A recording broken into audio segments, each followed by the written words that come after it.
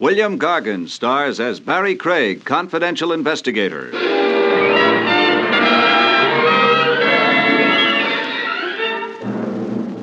Murderers, by and large, probably lead very dull lives. But there's no doubt about the way most of them wind up. It's electrifying.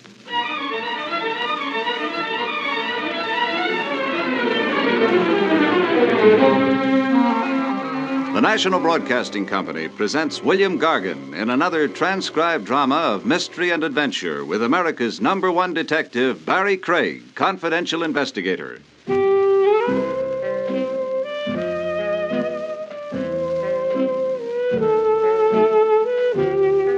Barrie Craig speaking. An office in a shabby old building on Madison Avenue isn't the ideal place to spend the summer. It isn't ideal for fall, winter, and spring either. But if you're a confidential investigator, you settle for considerably less than the ideal. When the phone rings, though, you hope. 9 times out of 10, it's only the phone company testing your reflexes. The 10th time... Craig? Barrie Craig? Speaking. This is Mark Reed, Barrie. Mark, I haven't heard from you. Listen, I don't have much time. Can you get down here right away? Well, get down where? My house. The old tower house. It's right outside Dorning. That's upstate. Well, I've driven through Dorning. But don't drive. There's a train at midnight. Faster. Well, what's my hurry? Take that train. Tonight, please, Barrie. But why? I can't say any more. So long. Mark.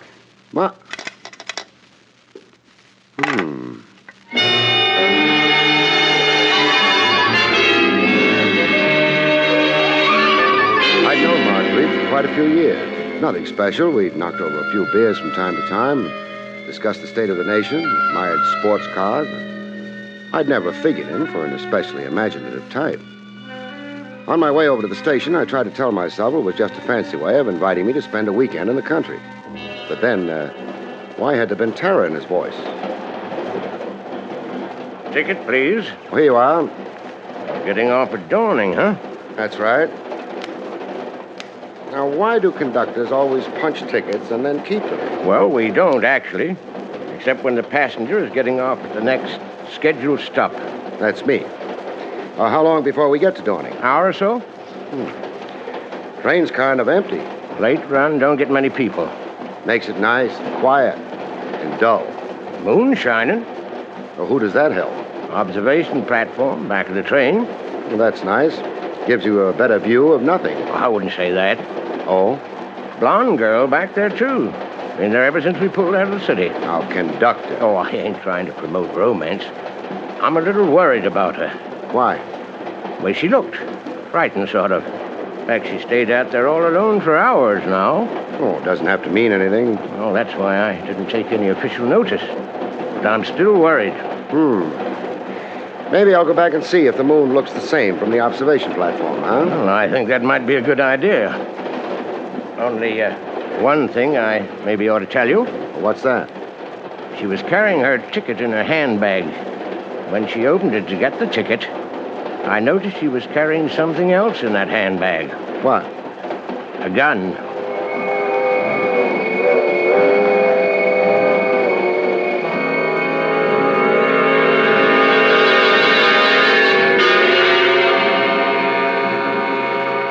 A blonde and an observation platform sort of go together, especially when there's a moon around. A blonde and a gun or something else again. Something not nearly so nice.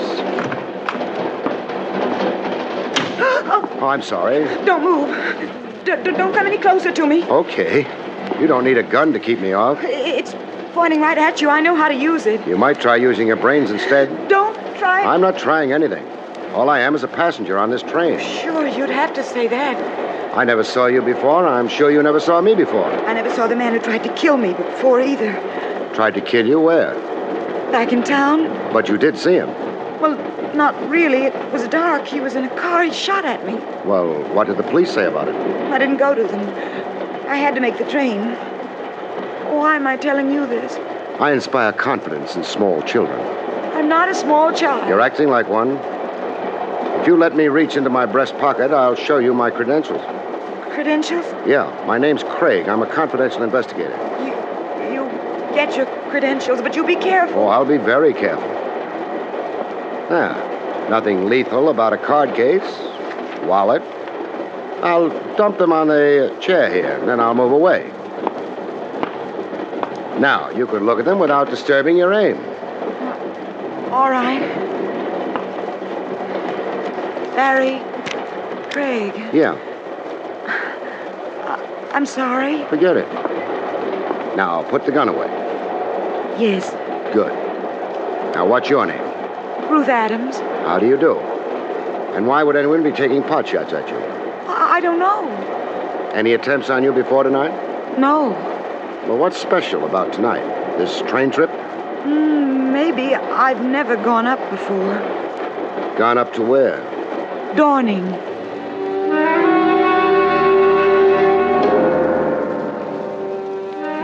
The girl was small, but not skimped. She was pleasant to look at. Or would have been had she not been suffering from complete panic.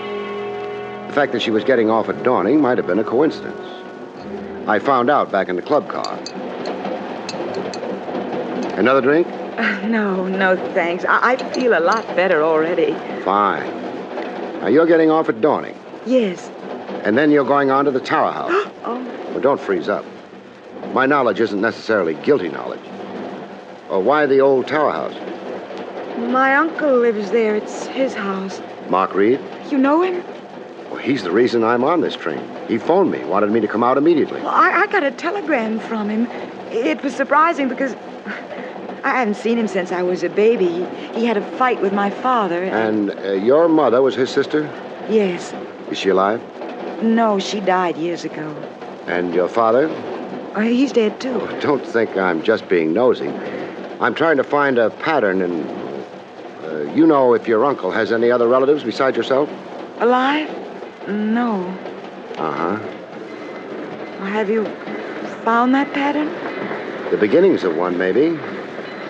The rest will have to wait until we get to the house, which won't be long now. We got off the train. It turned out we were the only people who got off the train. Maybe because Dawning turned out to be nothing but a decaying wooden shack by the side of the tracks. But this can't be Dawning. Well, it is. Sign on that shack says so. But... Hiya, folks. Easy, Ruth. It's a cabbie. Buggy's all ready for you, folks. Take you right into Dawning. I'd hoped we were in Dawning. No. This here's only the railroad station. Town's a couple of miles south. Uh-huh. Well, lead the way. I don't have to ask you folks which hotel you'd like to stop at. Reason is there ain't but one in Dawning. We're not going to a hotel. Oh, visiting friends, huh? That's right. Mark Reed. Reed? Yes, at the old Tower House. You know where it is? Yeah, I know where it is. It ain't south like the town. It's north a bit. Not very far. Just walk up the road here about a mile and a half. Oh, hold on. We're hiring you to take us there. No, you ain't. Why not? Well, the further I stay away from that place, the happier I am. Well, what's wrong with it? I don't know. I never investigated. Well, you could be wrong. Well, I don't want to find out, mister. Would you and the young lady like some good advice? Train's back to the city coming through in an hour. Stay here and get on it. Well, I'm not that crazy about trains. Well, you'll thank me for that advice someday. Well, I'll thank you right now. We're still going to the Tower House tonight. If you're afraid to drive us there, take us into Dawning. We can get another cab there or maybe rent a car. Okay, mister. Get in. Ruth? Uh-huh. I'll take you to the Tower House. Thank you. You didn't have to make no crack about my being afraid. But you are. Well, maybe I am. Maybe the reason you're so brave is because you don't know what you're getting into.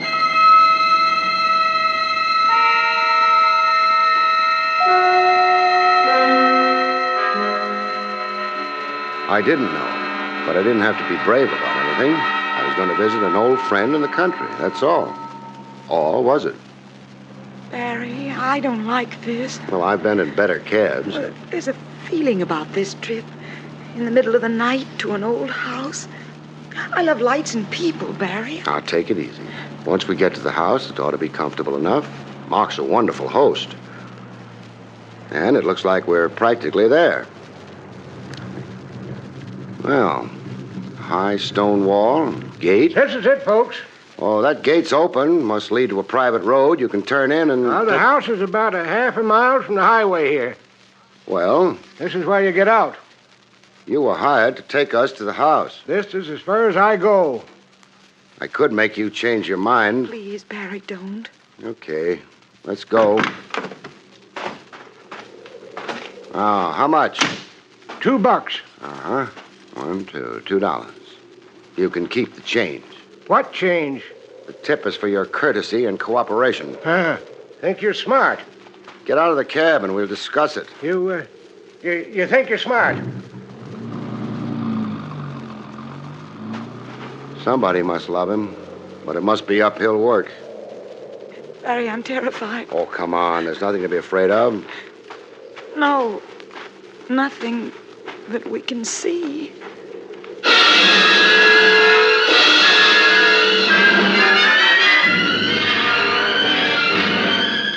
It wasn't too pleasant a half mile.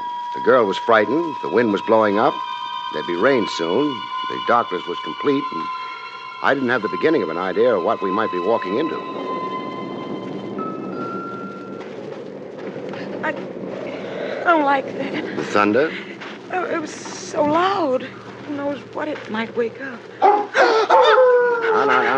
That was only a dog. That was the hound of the Baskervilles, and I want to go home. The house is right up ahead on that rise. 50 yards more, and That dog is getting closer. that's a pet.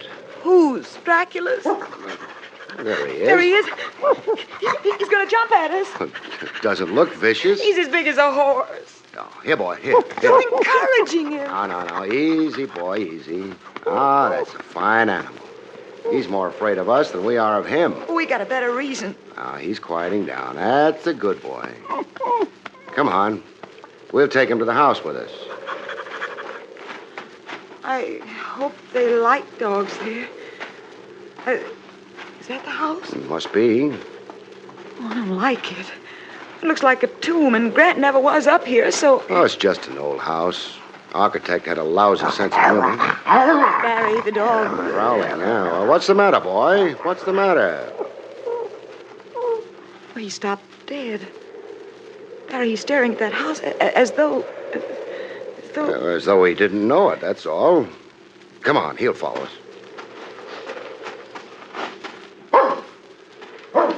He's not following us. Well, he's running away, Barry, in panic. Well, he's a neurotic hound, that's all.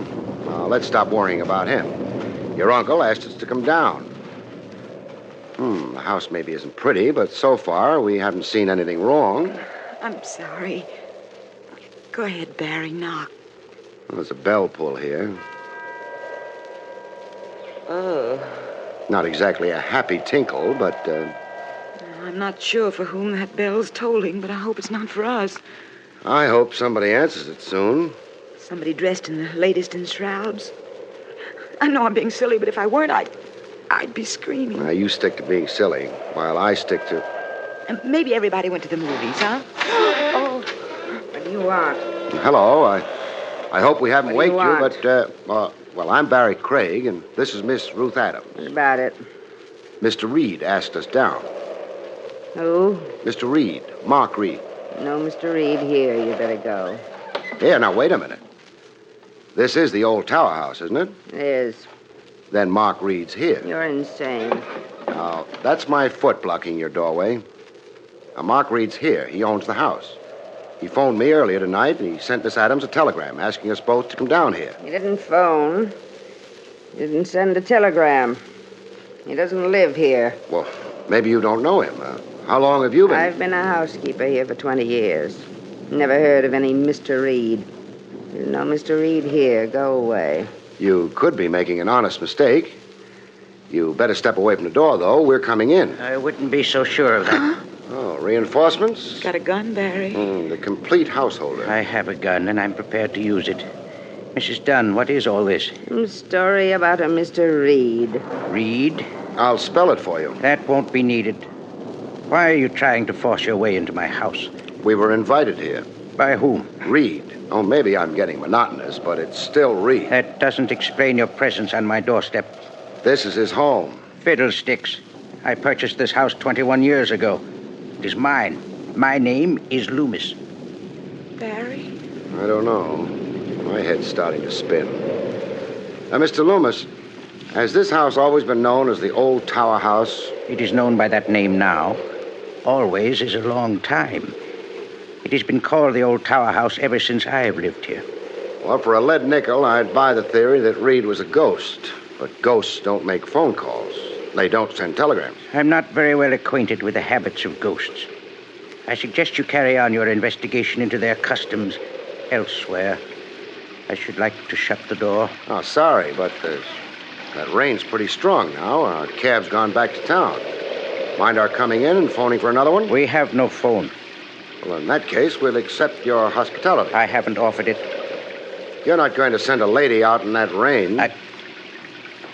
Well, come in, please. Thanks. Mrs. Dunn, will you prepare a couple of the guest rooms for Miss... Adams. For Miss Adams and Mr. Craig. Yes, Mr. Loomis. You can wait here in this room. We'll wait. I don't care for guests in my house. Under the circumstances, I cannot help myself. I hope you will find your rooms comfortable, but I do not greatly care. Good night. He's been taking lessons in how to become the perfect host. Thanks for trying to cheer me up. It's all so strange. Barry, where is my uncle? I don't know. Do you have the telegram with you, the one he sent? Well, I think... no, not with me. It would be in my bag in another purse. Oh, your bag. That reminds me, I left it outside on the doorstep. I'd better go get it before it gets drenched to the pigskin. Come back quick. No, don't worry. Now, where did I put... For the second time that night, I was out on Mr. Loomis's doorstep. I began to feel like little Eva heading the wrong way. Well, that didn't work. It would have to be the bells again.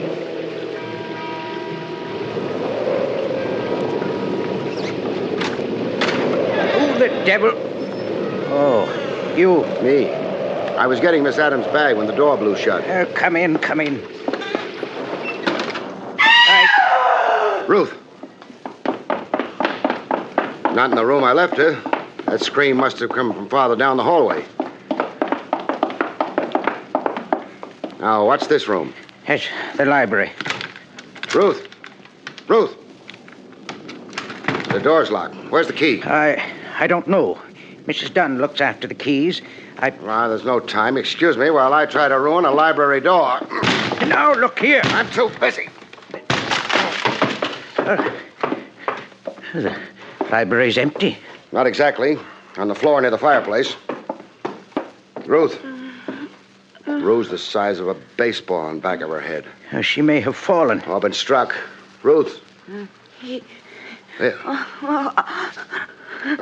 Take it easy. My head hurts. It should. What happened? Someone hit me from behind. I didn't see. What made you come to this room? I heard groans, and then the door was open. Groans? From him. From who? The man in the chair near the desk. I can't look at him. He was grinning at me. Yeah, let's get you up now. Come on. There. How's that? I'm all right. Fine. Now, which man in what chair? Well, right there in that... There's nobody in that chair. Your rooms are ready. But there was someone. A man, a middle-aged man. His eyes were staring straight ahead, and there was blood on his shirt, a lot of blood. Now, take a deep breath. There's no hurry. He died as I came in. I could feel the cold air of death on my skin. He grinned at me, and he died. Oh, this girl is hysterical. This room's always kept shut. Well, the windows? Boarded up. Only one door. Maybe it was your imagination, Ruth. No. She did see something. What? I've lived in this part of the country all my life. That's how I know. The man she saw was the former owner of this house. He died with a bullet through his heart. In this room. In that chair. Then I was right. The only thing is, it all happened 80 years ago. That slowed conversation down to nothing. I took Ruth up to her room. Checked it, made sure no one would be able to get in once she locked the door behind her, and then I started out. Barry? Yeah? Before I realized that man in the library was dead, I touched him. Then I wiped my hands on this handkerchief. Look at it, Barrie. Okay. Yeah. It was blood I wiped off my hands. Do ghosts who died 80 years ago still bleed?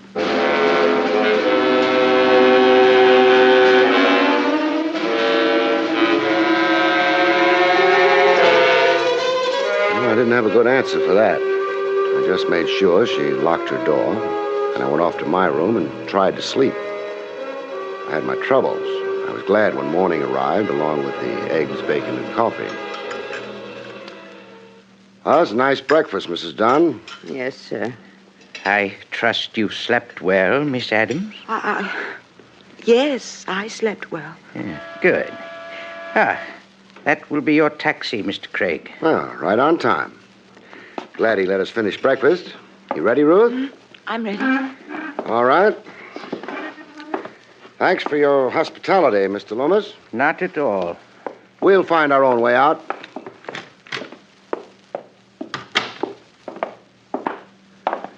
Well, what do you know? Mr. Loomis was telling the truth. Let's take a taxi, huh?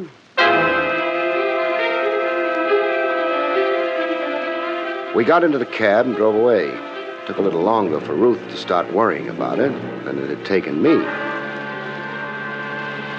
Barrie, the cab driver, it's the same one as last night. Yes, quite a happy coincidence. Coincidence? Keep your voice down. No coincidence at all.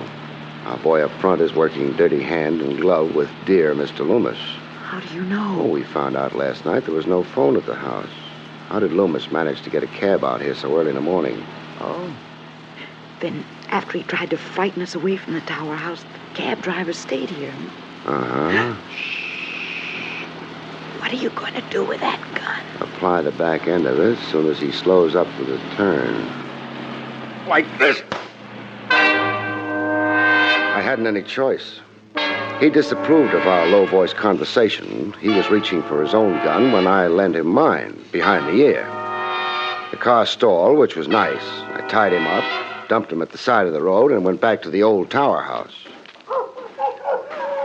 The dog, he's crying, Barrie. Yeah, around the side of the house, at the cellar door. Oh, he's running away. Probably decided we're friends of Mr. Loomis. This is what he was listening to from the cellar. That sounds like digging. Let's go down and check.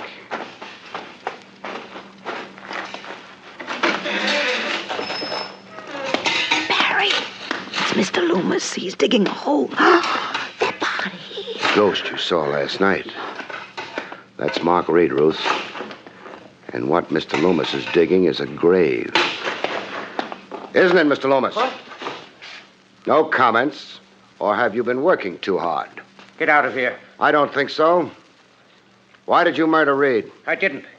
He shot himself. And you're trying to protect his good name? Very well. I did murder Mr. Reed. A gentleman with a great deal of cash on hand.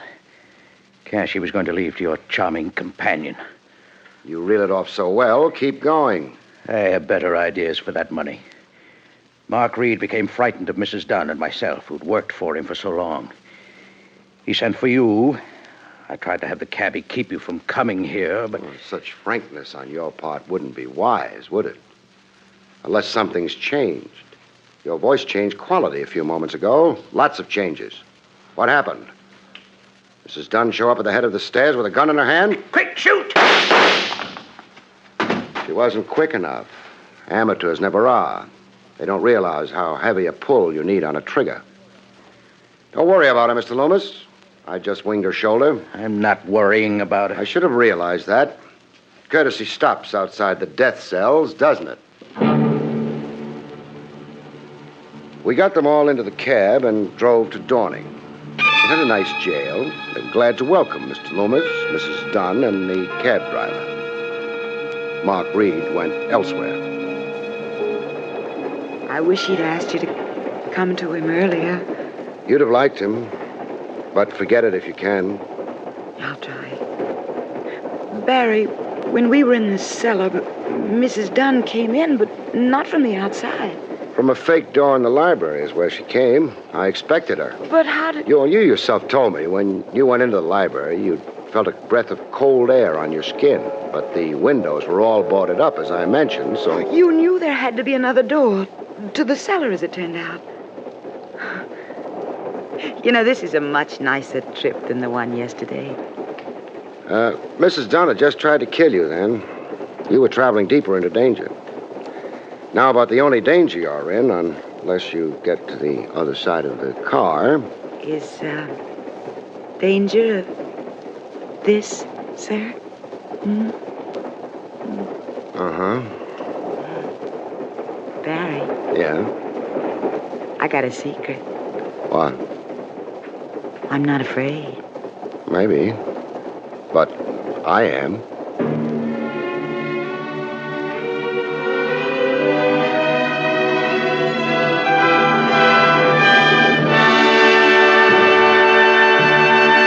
Next week's story is called The Corpse That Couldn't Swim. Of course, we didn't really know whether he could swim or not. You have been listening to William Gargan He was in dead another when we exciting met, but... transcribed mystery drama from the adventures of Barrie Craig, confidential investigator. Tonight's story, Ghosts Don't Die in Bed, was written by Louis Vittes.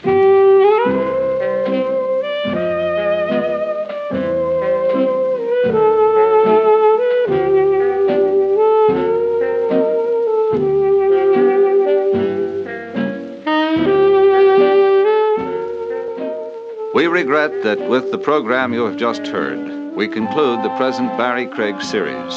We hope you have enjoyed them, and we look forward to bringing them to you again sometime in the not-too-distant future. We would like to call your attention to the fact that next week Dragnet changes time of broadcast, and also that next week Lux Radio Theater joins the NBC network on Tuesday night for your better listening pleasure. Consult your local newspaper for the time of broadcast of the Lux Radio Theater over this NBC radio station.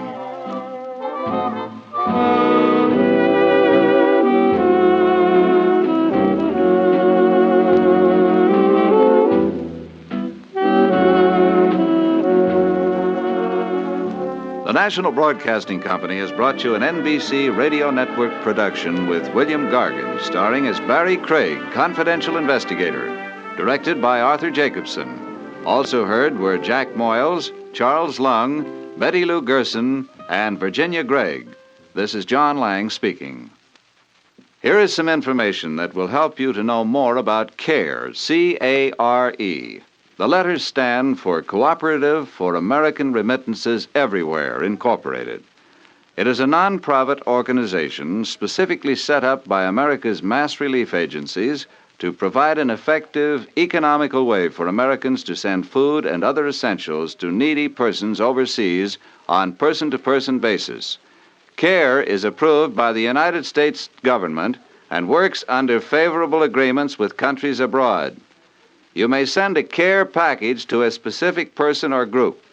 Simply give your name and address and the name and address of the recipient, and you will receive a signed receipt upon delivery. If you do not know someone abroad you want to help, one of CARE's member agencies will choose a needy family for you. $5 delivers the new basic CARE food package containing 26 pounds of meat, beans, sugar, and milk powder. $10 will send the larger standard package. Remember, freedom is threatened when starvation and suffering persist. Food will help whip communism in economically weak countries. Send your contribution today to CARE, C-A-R-E, New York. This is the NBC Radio Network.